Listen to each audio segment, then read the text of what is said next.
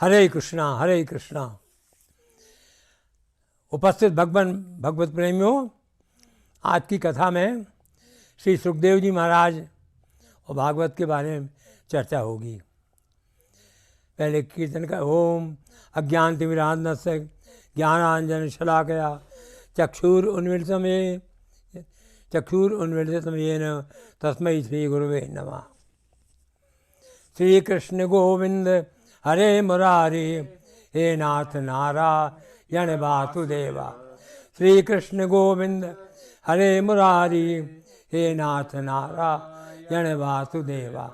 श्री कृष्ण गोविंद हरे मुरारी हे नाथ नारायण वासुदेवा।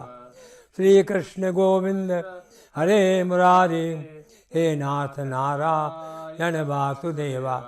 श्री कृष्ण गोविंद हरे मुरारी हे नाथ नारायण वासुदेवा। श्री सुखदेव जी महाराज और उनका नाम भागवत से हमेशा जुड़ा रहता है। भागवत बिना सुखदेव जी महाराज के कोई चीज़ नहीं, और सुखदेव जी महाराज बिना भागवत के कोई चीज़ नहीं। इन दोनों का जोड़ा हमेशा से बना हुआ है। श्री सुखदेव जी महाराज कौन थे? ये महर्षि व्यास और पिंगला के पुत्र थे। ये 12 वर्ष तक माँ के गर्भ में रहे। व्यास जी महाराज कुछ बीच में उनको सुधारते जाते थे, अगर कुछ त्रुटियाँ उनसे हो जाती थी तो व्यास जी ने एक दिन कहा कि भाई तुम कौन हो, तुम निकलते क्यों नहीं? तुम्हारी माँ को कितना कष्ट हो रहा है, उठने में, बैठने में, खाने में, पीने में, हर चीज़ में उनको कष्ट हो रहा है। 12 वर्ष हो गए। तो सुखदेव जी महाराज ने गर्भ के अंदर से कहा कि मैं कौन हूँ ये तो मैं बता नहीं सकता, क्योंकि मेरे अनेकों जन्म हो चुके हैं, लेकिन मैं क्यों नहीं निकलता वो ज़रूर आपको बताऊंगा। वो है कि मुझे माया लग जाएगी। मैं गर्भ के बाहर निकला और माया लग जाएगी तो मेरा जो ज्ञान, मेरे जो भगवत भक्ति अंदर है वो सब लुप्त हो जाएगी, और काम क्रोध लोभ मोह इसके चक्कर में माया के मैं फंस जाऊंगा, इसलिए मैं नहीं बताता। तो व्यास जी ने कहा अच्छा भाई ठीक है, मैं तुम्हें वरदान देता हूँ कि तुम्हें माया नहीं लगेगी। ऐसा कहा तो उसके बाद सुखदेव जी का जन्म हुआ। जन्म होते ही साथ सुखदेव जी एकदम जंगल की ओर चल दिए। पीछे पीछे इनके व्यास जी जा रहे हैं। भाई तुम रुको पुत्रेति तन्मन्त्या, मैं पीछे आ रहा हूँ, मैं तुम्हारा पिता हूँ, तुम रुको। लेकिन इन्होंने कुछ नहीं माना, जंगल के ऊपर चल दिए जैसे संन्यास लेना हो। इस पर से सुखदेव जी महाराज को बड़ा धक्का लगा, व्यास जी महाराज को बड़ा धक्का लगा और सुखदेव जी जंगल में जाकर समाधिस्थ हो गए। ये पैदा हुए थे तभी से माया तो इनको लगी नहीं। इंद्रियों के ऊपर मन है, मन के ऊपर बुद्धि है, बुद्धि के ऊपर आत्मा है, आत्मा के ऊपर माया है, और माया के ऊपर भगवान है। तो हम सब माया के अंदर में आते हैं। माया के अंदर होने से काम क्रोध लोभ मोह राग द्वेष ईर्ष्या ये सब हमारे दुर्गुण हमारे अंदर भर जाते हैं। जब माया हट गई तो इन सब से आदमी अलग होकर के सीधा भगवान का संबंध हो जाता है। तो सुखदेव जी का संबंध सीधा भगवान से था और किसी से था ही नहीं। तो ये समाधि में जाकर के जंगल में बैठ गए। इनको 24 घंटे भगवान का ध्यान रहता था, और इस समाधि में ब्रह्म समाधि में रह आते थे। केवल शाम के समय गोधूली की बेला में जब कोई गृहस्थ गाय को धोता था उसके सामने खड़े हो जाते थे। गाय धोने के बाद वो दूध दे देता था इनको तो पी लेते थे, वरना वैसे ही जा कर के फिर समाधि हो जाते थे। ये सुखदेव जी की क्रिया थी और इनके पिता से कोई संबंध भी नहीं हो पाया। होते होते एक दिन व्यास जी के शिष्य जो थे वो जंगल में गए, उन्होंने देखा कि ये कौन समाधि से बैठा हुआ है बालक, चलो इससे बातचीत करें। लेकिन सुखदेव जी समाज के बाहर निकले ही नहीं। जब नहीं निकले तब बच्चों ने एक श्लोक कहा उनके सामने, बरहा पीड़म नटवर वसु कर्णयो कर्णिकारम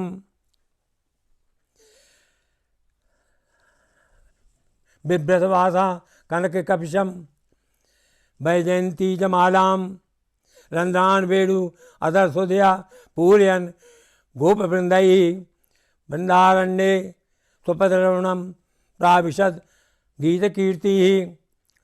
इसमें भगवान का वर्णन है कि भगवान कनेर के फूल लगाए हुए हैं और मोरपंख इनके ऊपर लगा हुआ है, दूसरा बैजंती माला पहने हुए हैं, लंबे लंबे इनके हाथ हैं, मुरली बजाते हैं और इनके साथ गोप ग्वाल इकट्ठे होकर के इनकी कीर्ति गा रहे हैं। ऐसे भगवान वृंदावन में प्रवेश कर रहे हैं। इन्होंने श्लोक सुना, सुनकर के इनकी आंखें खुली और हाँ इन्होंने देखा कि ये ग्वाल बाल मेरे पास है। देख करके थोड़ी देर बच्चों ने चाहा कि हम बात करें, लेकिन इनको तुरंत में समाधि में चले गए आनंद लेके। और जो विद्यार्थी थे व्यास जी के वे लौट आए। उन्होंने बताया कि महाराज जंगल में हमें ऐसा ऐसा कोई बालक मिला था, हम बात करना चाहते थे लेकिन वो समाधि में चला गया। श्लोक सुनकर थोड़ा उसको आनंद हुआ और फिर समाधि में चला गया। तो व्यास जी समझ गए कि ये सुखदेव है मेरा पुत्र। उन्होंने कहा ठीक है, अगली बार तुम जाना तो उसको हमारा जो हम श्लोक बताते हैं ये उसको बता देना, बोलना उसके सामने। बालक गए और बालकों ने बोला, अहो वकीयम स्तन कालकूटम जिघांसया पाए यद्यपि असाध्वि लेभे गतिम धात्री उचिताम तनोन्यम कम्बा दयालु शरणम ब्रजे में। उन्होंने बताया कि हाय धन्य है श्री कृष्ण को जिनको पूतना अपने स्तनों में जहर लगा करके गई, उनको माता के जैसा गोदी में लेकर दूध पिलाया। उस पूतना को भी भगवान ने अपने धाम में बुला लिया।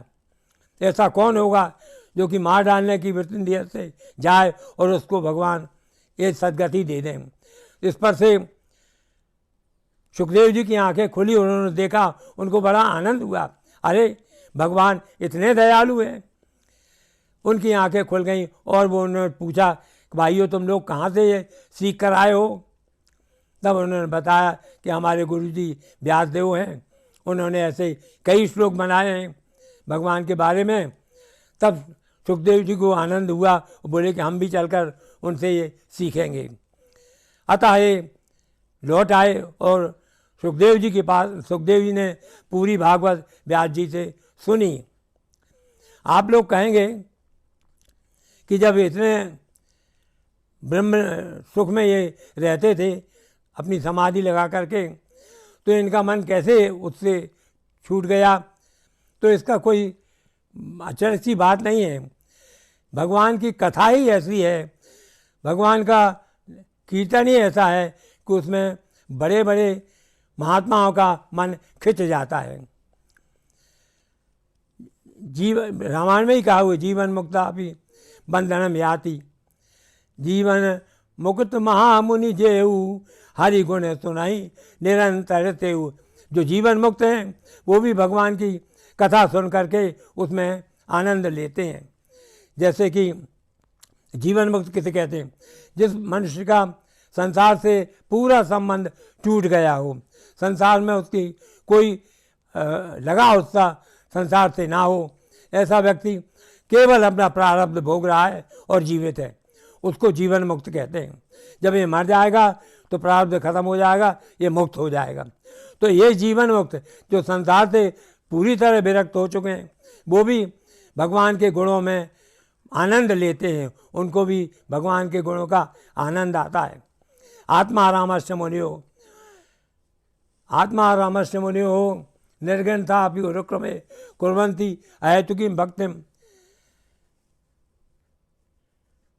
कुर्वन्ति अहेतुकीं भक्ति इत्थम भूत गुणो हरि। पहले स्कंद के 7वें अध्याय का 10वां श्लोक।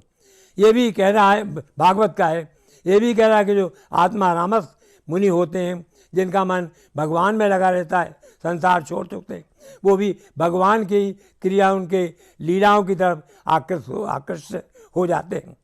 तो सबसे अच्छा एग्जाम्पल तो रामायण में है कि देखिए जनक जी ये भी परमहंस थे, इनका भी मन भगवान में लगा रहता था, भगवान में नहीं, इनके निर्गुण निराकार में। लेकिन जब इन्होंने राम जी को देखा तो राम जी को देख करके भी इनका मन क्या हो गया, इन्हीं बिलोकत अति अनुरागा, बरबस ब्रह्म सुख ही मन त्यागा। वो ब्रह्म सुख जो इनका निर्गुण निराकार का था वो भूल गया, छूट गया, और उसके आगे भगवान में इनका मन लग गया। तो भगवान की ऐसी कथा है कि उसमें सभी लोग आनंद लेते हैं। इसलिए सुखदेव जी ने अगर आनंद लिया और आकर के अपनी समाधि छोड़कर और पूरी भागवत से सुनी तो कोई नई बात नहीं है। इसके बाद यहाँ तक तो ठीक था। वहाँ उसी समय हस्तिनापुर के ये राजा जो थे, महाराज क्या नाम था उनका,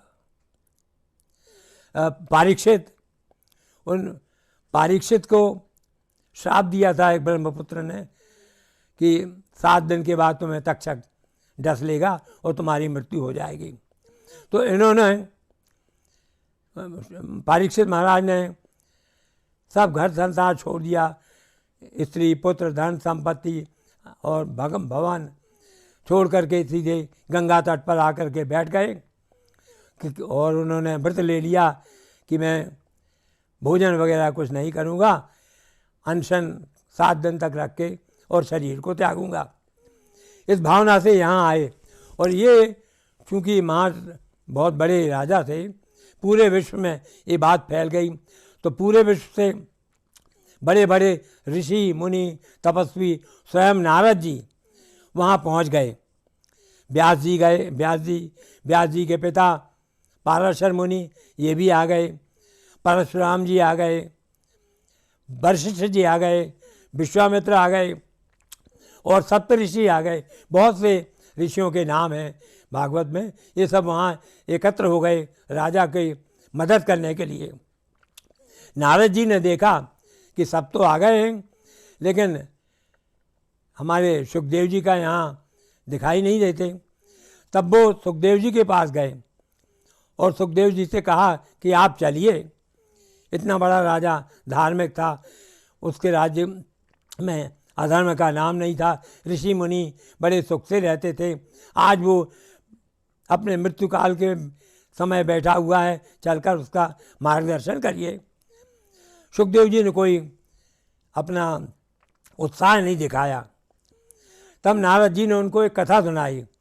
बोले देखिए, एक बार एक अंधा चला जा रहा था, रास्ते में एक जल से भरा हुआ कुआं था। वहीं एक आदमी देख भी रहा था खड़ा खड़ा, उसने उसको रोका नहीं और वो अंधा जाकर के कुएं में गिरा और मर गया। तो बताइए, उस देखने वाले मनुष्य को दंड मिलना चाहिए क्या? सुखदेव जी बोले अवश्य उसको मृत्यु दंड मिलना चाहिए। तब नारद जी ने कहा, क्या यही हालत, यही परिस्थिति आपकी नहीं है? वो राजा बैठा हुआ है और तुम उसको मार्गदर्शन कर सकते हो ताकि उसका अंत समय सुधर जाए, और तुम जाना नहीं चाहते। तब सुखदेव जी को ख्याल आया, अच्छा बोले नारद जी मैं चलता हूँ। तो नारद जी उस सभा में पहुँचे। आश्चर्य की बात है कि सुखदेव जी उस समय सिर्फ 16 वर्ष के थे और ये ऋषि मुनि सारे हजारों लाखों वर्ष की आयु इनकी हो चुकी थी, युग परिवर्तन हो चुका था। इतने बड़े बड़े ऋषि मुनि सब खड़े हो गए व्यास जी, उनके पिता पाराशर मुनि, वशिष्ठ जी, परशुराम जी सब खड़े होकर के इनका अभिनंदन किया और कहा कि बहुत अच्छा हुआ आप आ गए इस सभा में, इसका सभापति होकर आप ही महाराज परीक्षित का मार्गदर्शन कर सकते हैं। तब सुख जी और सुखदेव जी को आसन पर बैठाला। देखिए, ये कथा भागवत की लिखी किसने है? व्यास जी ने। इसके रचयिता हैं व्यास जी। व्यास जी कौन थे? ये 24 अवतारों में भगवान के अवतार थे। दूसरा, सुनाने वाला कौन था? सुनाने वाला ये सुखदेव जी, मैंने बताया ये माया इनकी पहले ही से हट गई थी और भगवान से डायरेक्ट इनका संबंध था। परमहंस ये भी थे। और परीक्षित कौन थे? परीक्षित भी है ऐसे ही परमहंस थे। इनको जन्म के पहले ही जब ये घर में थे उत्तरा के, तब अश्वत्थामा ने ब्रह्मास्त्र इनको मार डालने के लिए छोड़ा था। लेकिन स्वयं भगवान श्री कृष्ण वहाँ थे। उन्होंने घर में जाकर के एक एक अंगूठे के बराबर इनका शरीर था। अंगूठे के बाद ये घर में गए और चारों तरफ से उसकी रक्षा की ताकि वो परीक्षित मरे नहीं। ऐसे तो इनको जन्म के पहले ही भगवत प्राप्ति हो चुकी थी। तो ऐसे महान व्यक्ति थे सब परमहंस। सुनने वाला भी परमहंस, कहने वाला भी परमहंस और लिखने वाला भी परमहंस। इन्होंने कथा सुनाई व्यास जी ने, सुखदेव जी ने, और सुना करके इनका समाधान किया। पहला प्रश्न इन्होंने किया महाराज से कि महाराज, मैं, आप ताजुब करेंगे एक चीज़ और बोल दूं कि ये सुखदेव जी पैदा होते ही साथ दौड़ कैसे गए? कोई आदमी पैदा होते साथ तो चल नहीं सकता। तो उसका यही समाधान है कि ये तपस्वी, इनके पास बहुत अधिक अधिकार होता है जिससे कि ये कुछ भी कर सकते हैं। एक दृष्टांत आपको सुनाता हूँ। सौभारी ऋषि थे। इनका वर्णन 9वें स्कंद में भागवत में दिया हुआ है। ये जमुना जी के अंदर बैठ करके पानी में समाधि लगाते थे और वहाँ भगवान का ध्यान रखते थे। एक दफ़े इन्होंने मत्स्य को और मछलियों के साथ कीड़ा करते हुए देख लिया। इनका मन भी विचलित हो गया। इतने बड़े तपस्वी, और देखिए, तो ये जाकर के राजा के यहाँ गए। राजा थे उस समय मानधाता। मानधाता के पुत्री थी। उस पुत्री के 50 कन्याएं थीं। तो उनके पास गए, बोले कि हमारे लिए एक कन्या का विवाह कर दो। मानधाता ने सोचा कि ये बूढ़े हो गए हैं, बाल सफ़ेद हो गए हैं, चमड़ी झुलस गई है और ये अभी ब्याह करना चाहते, कौन इनके साथ ब्याह करेगा? तो उन्होंने कहा नहीं तो कर नहीं सकते, महात्मा हैं, कहीं श्राप दे दें। तो उन्होंने कहा महाराज आप कल आइए, स्वयंवर होगा, लड़की जो आपको पसंद करेगी उससे आपको ब्याह हो जाएगा। सौभारी ऋषि समझ गए कि राजा का मतलब क्या है। ये मतलब ये कि मुझे कोई पसंद ही नहीं करेगा। लेकिन इन्होंने भी अपनी विद्या, अपने तपोबल से अपने को इतना सुंदर बना लिया कि मनुष्यों का तो क्या है, देवांगनाएं भी इनके ऊपर मोहित हो जाती। ऐसी अवस्था में जब ये आए तो पूरी की पूरी 50 कन्याओं ने इनको अपना वर मान लिया। मैंने शादी भी कर ली 50 के साथ। और अब क्या है, कैसे रहें? तो उन्हें अपने शरीर को 50 हिस्सों में विस्तृत कर लिया। 50 सोमारी ऋषि के बराबर हो गए। और उसके साथ इन्होंने अपनी तपस्या से महल बना लिया। उसमें तालाब भी है, कमल खिल रहे हैं, ऐसा सुंदर भवन बना करके ये वहाँ उन 50 स्त्रियों के साथ रहने लगे। बाद में हर एक कन्या से 100 पुत्र हुए, जैसे 5000 पुत्र हो गए। तब सौभारी ऋषि को होश आया, अरे हम क्या कर बैठे, मेरी सब तपस्या नाश हो गई। आगे चल के उन्होंने छोड़ा, संन्यास लिया। मैं कहना ये चाहता हूँ कि तपस्वियों में बड़ी शक्ति होती है और उस शक्ति के द्वारा सुखदेव जी भले पैदा हुए, उसी समय वो 12 वर्ष के बराबर हो गए और जंगल में चले गए। तो इसमें कोई संदेह करने की बात नहीं रह जाती। खैर, तो सभा में जब एक व्यास जी आ गए, आसन पर बैठ गए, तो परीक्षित ने उनसे सवाल किया, महाराज अतः पृच्छामि संसिद्धिम योगी नाम परमं गुरु पुरुष से ये यत् कार्यम म्रियमाणस सर्वदा। अतः पृच्छामि संसिद्धिम योगी नाम परमं गुरु पुरुष से यत् कार्यम म्रियमाणस सर्वदा। यत् श्रोतव्यम अथो जप्यम यत् कर्तव्यम निर्भीप्रो स्मर्तव्यम भजनीयम ब्रूहि यद्वा विपर्ययम्। पहले स्कंद के 19 में जाके 37 और 38वां श्लोक।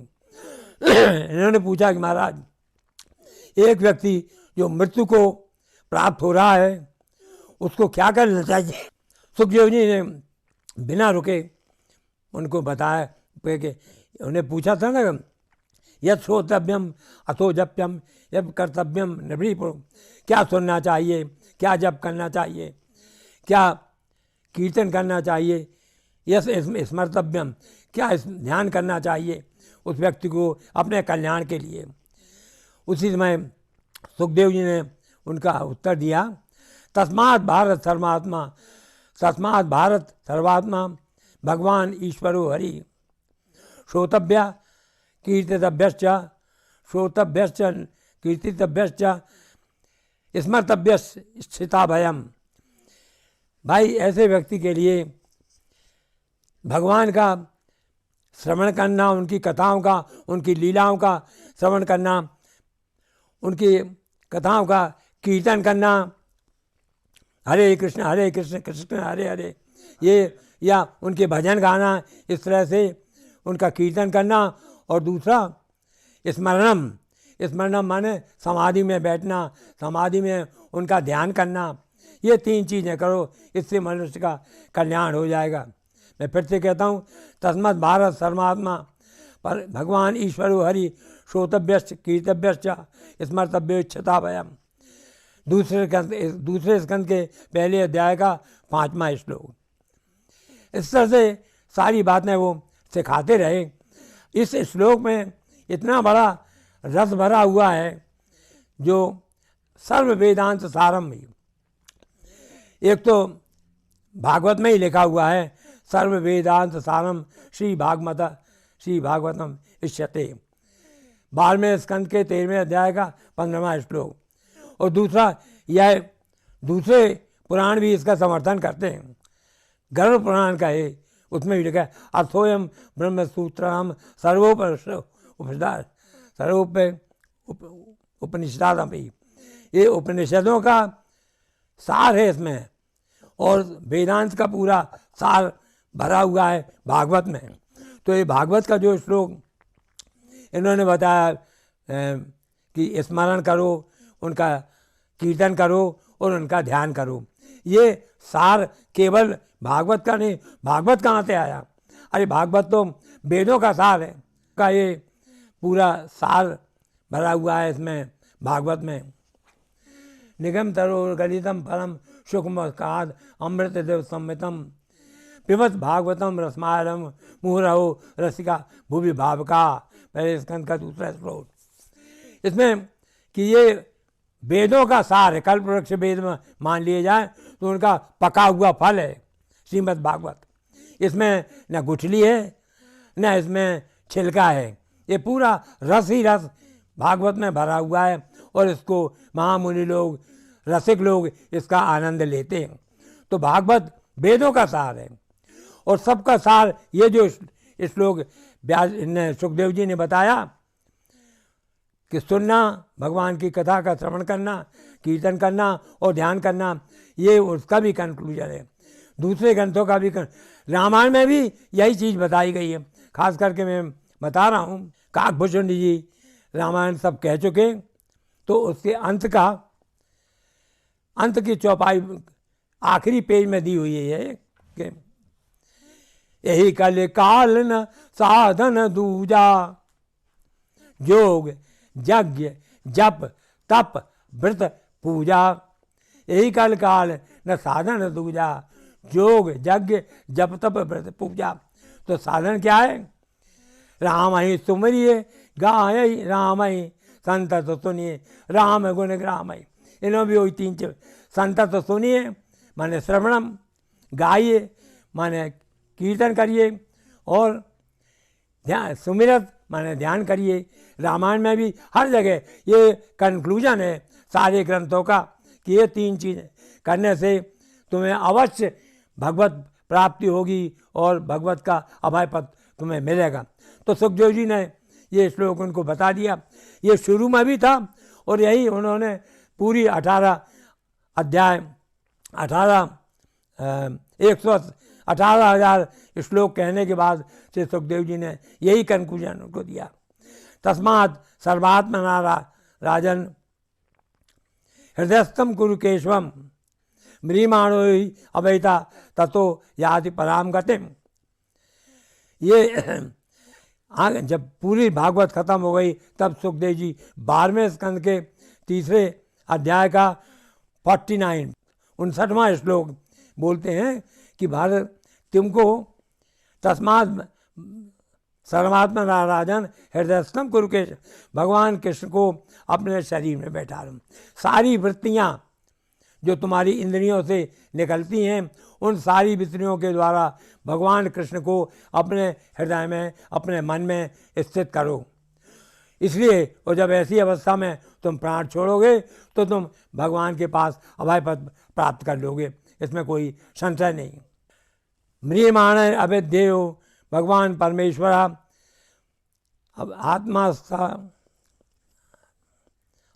आत्मभावम नैति अंगम सर्वात्मा सर्व संशया।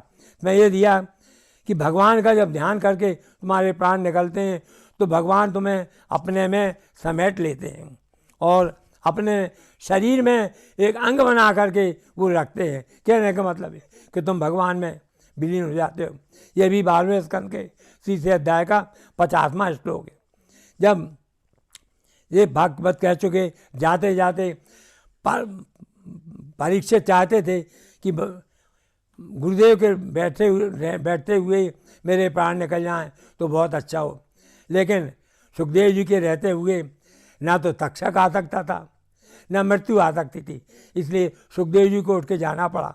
और जाते जाते सुखदेव जी कह के गए, नाम संकीर्तनम यस सर्व पाप प्रणाशनम, नाम संकीर्तनम यस सर्व पाप प्रणाशनम। ये प्रणामो दुख शमनम नमामि हरिम परम, 12वें स्कंद का 13वें अध्याय का 23वां श्लोक। ये आखिरी श्लोक है भागवत का। सुखदेव जी कहते हैं कि उनका नाम लेने से तुम्हारे सारे पाप नष्ट हो जाते हैं और उनमें उनको अपनी आत्मा में स्थित करने से तुम्हारे सारे दुखों का नाश हो जाता है। इसलिए परीक्षित भगवान को हृदय में स्थिर रखो, तुम्हारी भावना भगवान में ही लीन हो जाएगी। जब ये इससे कहते कहते सुखदेव जी को 18,000 श्लोक इन्होंने सुनाए हैं। बहुत से लोगों के उसमें संवाद हैं और इसमें एक चीज़ विशेषता है कि सुखदेव जी ने कुछ प्रश्न किए हैं। प्रश्नों में सुखदेव जी ने इनकी शंका समाधान की है। इनकी शंका समाधान, इनको जगह जगह शंका तो होती है जब नई नई कोई बात सुनते हैं। तो रास के समय जब रासलीला हो रही थी तब सुखदेव जी ने देखा कि गोपियाँ भगवान के चारों तरफ क्रीड़ा कर रही हैं। उसमें उन्होंने कहा, तमेव परमात्मानम जार बुद्धिया भी संगता जहर गुण देहम सद्या प्रक्षीण बंधनम। हे महाराज, हमें ये बताइए कि भगवान ने स्त्रियों के साथ क्रीड़ा की, रास किया, सब कुछ, तो ये एक स्त्री के लिए अपने पति के रहते हुए दूसरे पति से संबंध रखना समाज के नियम के अनुसार एक असभ्यता है, दंड के पात्र हो जाते हैं ये। तो जार बुद्धिया, एक स्त्री अपने पति को छोड़कर दूसरे व्यक्ति से संबंध रखे, उसको जार कहते हैं 4। तो इस समय इन स्त्रियों का, इन जो स्त्रियां थी भगवान के साथ में, इन सब का उद्धार कैसे हो गया? इनको तो दंड मिलना था, लेकिन ये सब मुक्त होकर के, ये प्रश्न इन्होंने किया। दूसरा प्रश्न इन्होंने किया, कृष्णम विदुम परम कांतम न तो ब्रह्मतया मने गुण प्रभाव तास परमा ताताम गुणधियाम कथम। पहला इसको 10वें स्कंद के 29वें अध्याय का 11वां और दूसरा 12वां में उसने पूछा कि कई स्त्रियों ने भगवान से जो संबंध रखा, ये सोच कर कि नहीं कि ये भगवान है। कृष्णम विदु परम कांतम न तो ब्रह्मतया मने, उनको ब्रह्म समझ के प्रेम नहीं किया, उनको सुंदर व्यक्ति समझकर उनके गुणों पर मोहित होकर उनसे प्रेम किया। ये भी एक समाज के खिलाफ नियम था, लेकिन इनकी भी मुक्ति कैसे हो गई? ऐसे प्रश्न सुखदेव जी से किए परीक्षित ने। भगवान परीक्षित जी ने सुना, इनको बड़ा आश्चर्य हुआ कि मैं इतनी देर से कथा कह रहा हूँ और ये ऐसा प्रश्न कर रहे हैं। उन्होंने उनको डांट करके कहा, उक्तम पुरस्ताद एतत्ते चैद्यम सिद्धि यथागता, उक्तम पुरस्ताद एतत्ते चैद्या सिद्धिम यथागता द्विषन्नपि ऋषिकेश किमुत अधोक्षक प्रिया। अरे तुमने अभी हमने तुमको शिशुपाल की कथा बताई है कि शिशुपाल भगवान को जब से पैदा हुआ तभी से गाली देता था भगवान को। क्यों? ये शिशुपाल कौन था? जो श्राप दी थी सनत कुमारों ने, जय और विजय भगवान के द्वारपाल, उनको कि 3 जन्म तक तुम राक्षस बनोगे, बाद में तुम्हारी मुक्ति हो जाएगी और लौट करके तुम यहाँ फिर से द्वारपाल भगवान के बन जाओगे। तो पहला इनका जन्म हुआ था इनका हिरण्याक्ष और हिरण्यकशिपु। दूसरा जन्म इनका हुआ रावण और कुंभकर्ण। तीसरा जन्म इनका ये था शिशुपाल और दंतवक्र। तो इस शिशुपाल भगवान से हमेशा बैर रखता था। जब इन्हें अश्वमेध इन्हें यज्ञ किया है पांडवों को ने, और वहाँ पर सब देश विदेश के राजा लोग आए थे उस सभा में, वहाँ भगवान को सभा का अध्यक्ष बनाने को जब कहा गया, तब शिशुपाल ने भगवान को 100 गाली दी। 1, 2, 3, 4 नहीं, 100 गाली दी। इतनी बड़ी सभा में भगवान सुनते रहे। जब 100 पूरी हो गई तब भगवान ने चक्र सुदर्शन से इसको ख़त्म करके, और इसकी आत्मा, ध्यान दीजिए, इसकी आत्मा भगवान के शरीर में प्रवेश कर गई। ताजुब की बात है कि गाली देने के बाद भी, लेकिन उसका नियम है भगवान का कि भगवान को किसी भी नाम से पुकारा जाए, किसी भी भावना से पुकारा जाए, भगवान हमेशा उसको अपना फल देते हैं। कामम, क्रोधम, भयम, स्नेहम, ऐक्यम, सौहार्दमेव च नित्यम हरो विदधितौ यान्ति तन्मयताम ईते। 10वें स्कंद के 29 अध्याय का 15वां श्लोक। तो काम से, क्रोध से, भय से, रिश्तेदार की हैसियत से, कैसे भी भगवान से संबंध जिसका हो जाता है वो मुक्ति प्राप्त करता है, वो भगवान को प्राप्त कर लेता है। देखिए शिशुपाल का मैंने बताया, ये भगवान से द्वेष रखता था, तो द्वेष रखने के बाद भी इसको भगवत प्राप्ति हुई। अरे गोपियाँ तो प्रेम करती थी, फिर अगर उसमें भगवान में को प्राप्त हो गई वो, तो कौन सी नई बात है। ऐसा हुआ। फिर भय से, कंस को भय रखता था हमेशा कि देवकी का 8वां पुत्र ये कृष्ण है, ये न जाने कब आकर मेरी लीला समाप्त कर दे। हमेशा भय था, इसलिए उसको आसीना संविशन तिष्ठन भुंजाटन पर्यटन मही चिंतयानो ऋषिकेशम अपश्यत तन्मनम जगत।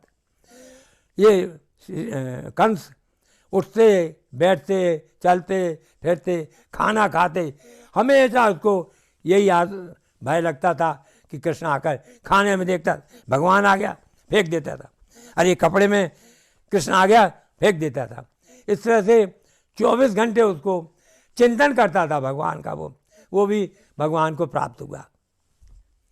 और गोपियाँ काम भाव से भगवान से प्रेम करती थी, वो भी भगवान को प्राप्त हैं। तो इसलिए इन्होंने बताया कि भाई किसी भी ढंग से भगवान से अपना आत्मा, भगवान से अपना संबंध जोड़ लो, तुम्हें भगवत प्राप्ति हो जाएगी। इसमें क्या डरने की बात है। ये समझाया सुखदेव जी ने उनके उत्तर में। फिर दूसरी शंका उन्होंने की कि महाराज संस्थापना धर्मस्य प्रशमाय इतरस्य च